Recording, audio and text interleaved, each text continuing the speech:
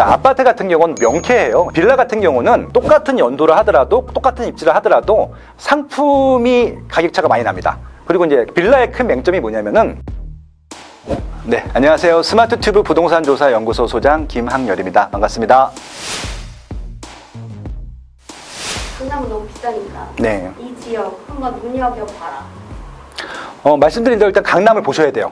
왜냐면은 강남이 일자리가 제일 많아요. 강남에 들어가 살라는 게 아니라 강남권에 일자리가 제일 많습니다. 150만 개예요. 그다음에 종로구 중구가 70만 개, 여의도에 20만 개, 마포구에 한 20만 개 있거든요.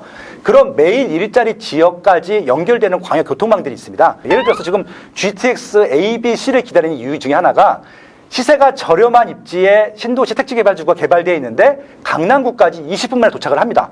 파주 운정도 가능하고요. 화성 동탄도 가능하고요. 그다음에 양주도 가능하고 남양주도 가능하고 인천 송도도 가능하거든요. 광역교통망이 확정이 돼서 공사를 하고 있는 지역들이 있어요. 예를 들어서 신안산선도 공사를 하고 있고 신림선이라든지 개통되면 가격이 더 올라가잖아요. 개통되기 전에 미리 선점하는 방법들도 필요할 것 같고요.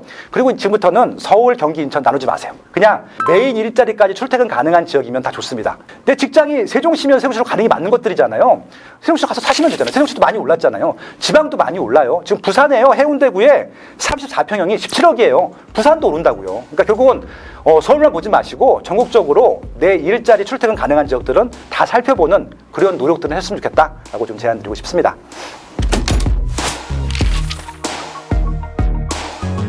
빌라에 대해서는 그러니까 아파트 같은 경우는 명쾌해요. 시세를 명확히 알 수 있거든요. 그래서 아무리 나홀로 아파트를 하더라도 실거래가가 늘 공개가 되어 있고 이게 몇 년 전 시세라 하더라도 충분히 유추가 가능하거든요. 주변 시세 거래되는 것들을 보면서 같은 상품이라고 했을 때. 근데 빌라 같은 경우는 똑같은 연도를 하더라도 똑같은 입지를 하더라도 상품이 가격차가 많이 납니다. 그리고 이제 빌라의 큰 맹점이 뭐냐면은 입지가 여간 좋지 않고서는 감가상각이 되거든요. 실제 첫 분양가보다 가격이 내려가는 경우가 너무 많아요. 아파트 같은 경우는 감가상각도 좀 늦게 되는 편이고 나중에 재건축이든 리모델링이든 할 가능성이 높은데 빌라 같은 경우는 전체적으로 크게 재개발을 할 수 있는 부지 아니고서는 상품력을 복원할 수 있는 방법들이 적습니다. 빌라 같은 경우는 정말 빌라 시세를 잘 알거나 정말 초역세권이거나 정말 이 지역의 수요가 빠지지 않을 것 같다라고 확신이 들지 않는 지역들은 제가 추천드리지 않거든요. 그래서 그 지역들은 단기간 올라간다 하더라도 아파트처럼 쭉쭉 올라갈 수는 없어요. 그러니까 예를 들어서 보통 이제 같은 입지의 아파트가 한 100이라고 했을 때 빌라가 50이면요.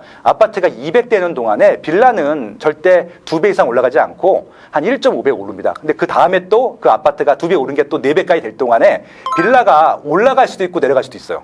빌라는 그렇습니다. 항상 빌라의 원가도 모르고 이게 가격 가치도 모르고 그건 아무도 모릅니다. 그때 그 빌라를 얼마에 사줄 사람들이 있는지가 있을 텐데 수요가 없으면 가격이 아무리 입지가 좋아도 빠지기도 합니다. 지금 강남구에도요 평당 1,000만 원이 안 되는 빌라들이 되게 많아요. 근데 아파트로 따지게 되면 평당 1,000만 원짜리 아파트는 아예 없거든요. 그러니까 입지가 중요한 게 아니라 상품 경쟁력을 봐야 되는 게 빌라일 텐데 빌라 같은 경우는 상품 경쟁력이 급속히 떨어지고 나중에 또 이게 업그레이드 할 수 있는 계기도 적기 때문에 재개발 혹은 리모델링이나 뭐 신축이라든지 이런 가능성이 낮은 빌라라고 하면은 입지가 좀 좋다 하더라도 저는 그냥 전세나 월세에서 하려고 그렇게 좀 제안을 드립니다. 네.